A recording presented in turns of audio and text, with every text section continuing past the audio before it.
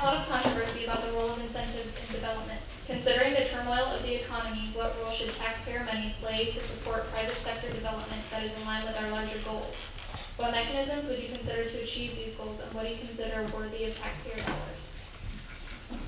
I would go with the budgetary on a mechanism for revenue, but to provide a revenue for any kind of incentives that you might want for tax dollars or for projects, for bringing in work or for providing a corporation to develop in here, you have to be let's be sure, a sure thing in order for you to bring back the money and provide work for the community.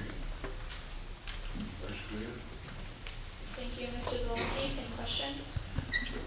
That's an interesting question, and for several reasons. One, I would point out on the Modesto is on the edge of things only in California, because California is a new thing about incentivizing bringing business here. It's critical because business has always been looked at in California, and Modesto has been part of that as a way to get income, to get taxes, to take their part of the cut that a company might make. Let me give you an example. I come from a home building family. My uncle was building homes in Modesto in the 50s. In the 70s, I built my first home. The permit cost was about $500. And that included the inspections and everything. Today, it's closer to $70,000. That's ridiculous. That's abhorrent that a new home buyer, especially the students when you buy your first home, have to subsidize so many things because of reallocation of fees. It was a crime that started years ago. And so when you talk about fee adjustment, what we're doing is we're just giving back businesses and others their own money in some ways, and then we're asking them to do things. There's some advantages in tax credits. I built low-income housing tax credit apartments, and we utilize, by doing that, we are giving taxes back to corporations, and then we're using the money from that tax rebate and putting it in the project and lowering the cost. That is a good thing. But some of the others, you have to dig through what the genesis is to understand it. The money belongs to the person that earned it. It shouldn't be shared with society. It should stay with the person that owned it. And all of you that are beginning in business and beginning as income earners, understand that's your money when you paid for it. So expect not to have to get more of for the benefit of those that didn't earn it. Thank you. Mr. Marsh? Thank you.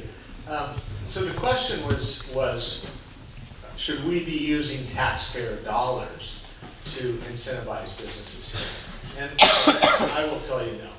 I don't think that that's what we should be doing, and it's not what we're doing.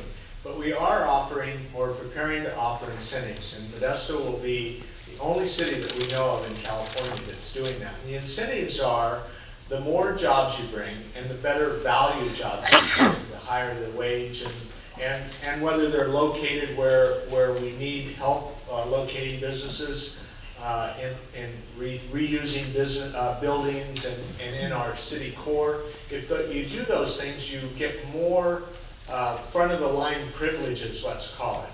So we will guarantee that we'll have a return on your plans within 15 days instead of our current 30 days. So you move to the front of the line. If you're really good, we'll start considering giving some of the fees that you had to pay back to you. So as sales tax from your business or as property taxes come to the city, we'll return some of those just for the cost of building your plant or putting your product in here.